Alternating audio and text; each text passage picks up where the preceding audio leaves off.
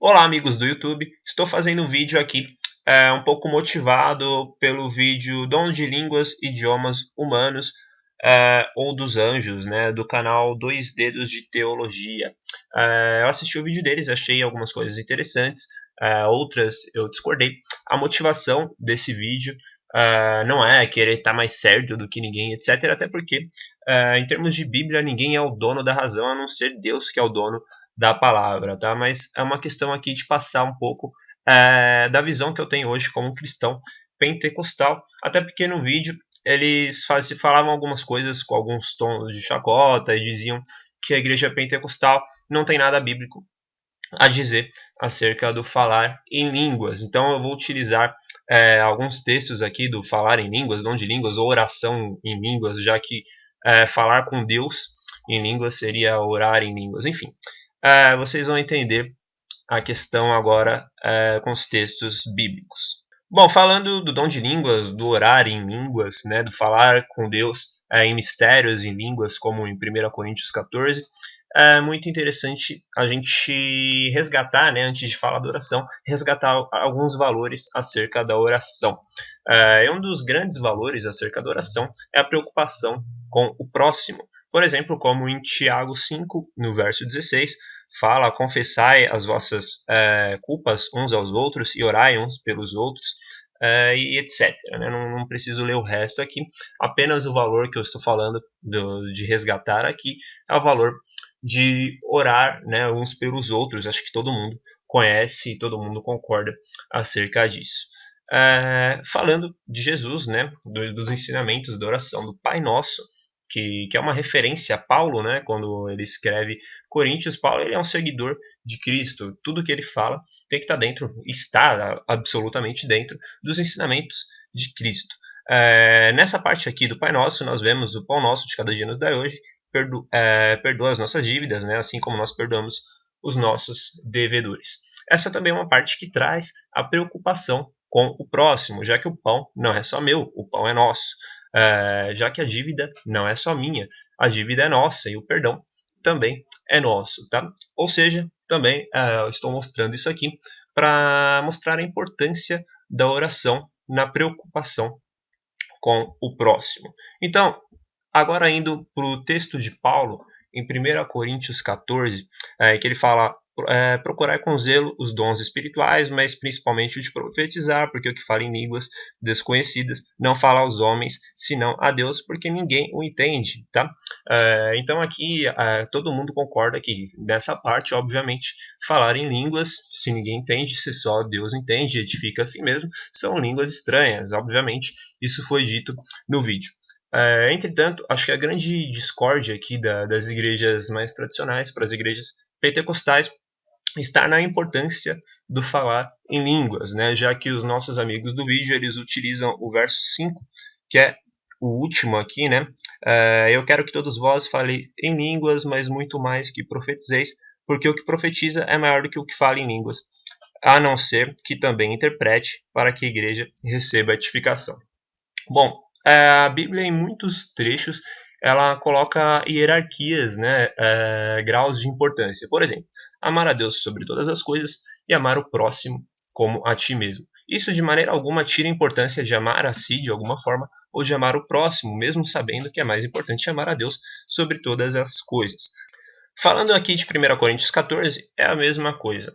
O fato de que profetizar, né, buscar o dom de profecias, seja mais importante do que o falar em línguas, isso não tira também a importância do falar em línguas. Até porque, se aquele que fala em línguas, né, edifica a si mesmo e fala a Deus, e não aos homens, a não ser que alguém interprete, que mal teria, tá? Aí vai a pergunta: que mal teria em edificar a si mesmo? Que mal teria em falar com Deus? Não há mal nenhum. A grande questão que eu trago para essa interpretação é os princípios da oração, da preocupação com o próximo. Se você só vai edificar a si mesmo, por que não você dar continuidade e fazer algo para a edificação do próximo? Então aqui, se a gente procurar entender a motivação de Deus em que nós nos preocupemos com o próximo, em amor ao próximo, fica muito simples nós entendermos essa questão de que, por mais que você possa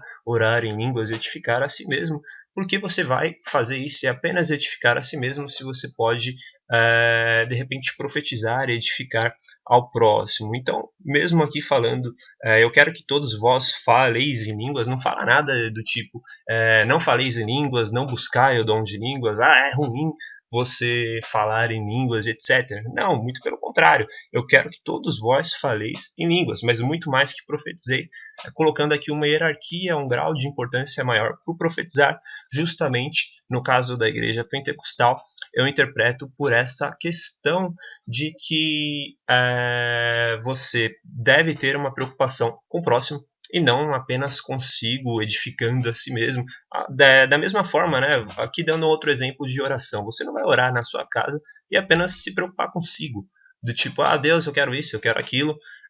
Não é isso que Deus ensinou, você precisa se preocupar com o próximo. E a mesma coisa é na oração em línguas, né? Você não vai apenas se preocupar com você, você precisa ter a preocupação com o próximo.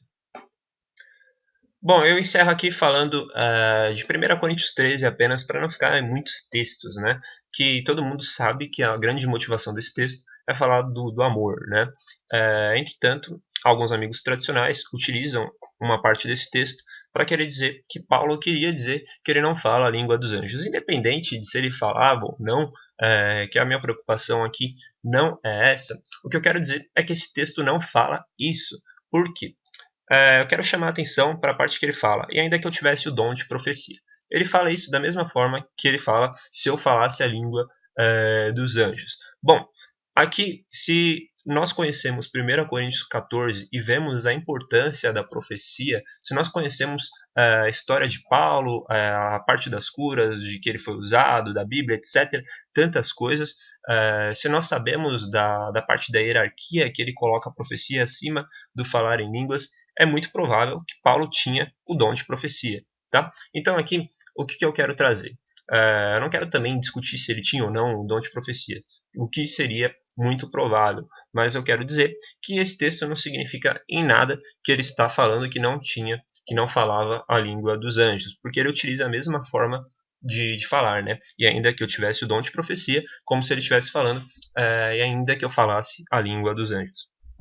Bom, não gosto tanto desse tipo de discussão, porque acaba entrando naquela questão, eu tô certo, você tá errado, não, a minha igreja tá certa, você tá errado, e o interesse não é esse. Acho que todos nós estamos aqui querendo conhecer mais, querendo aprender mais sobre as partes de Deus, né?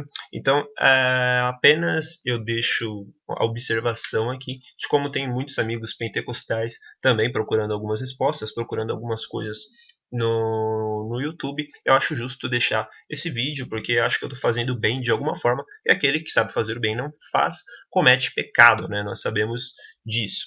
Bom, normalmente essas críticas são levantadas por algumas igrejas ou algumas pessoas que não buscam o dom de profecias, ou não buscam a questão de falar em línguas para edificar a si mesmo, etc, etc. E eles usam o exemplo do que acontece em algumas igrejas pentecostais, dos excessos, né, que existem, todos sabem que existem excessos sobre tudo na igreja.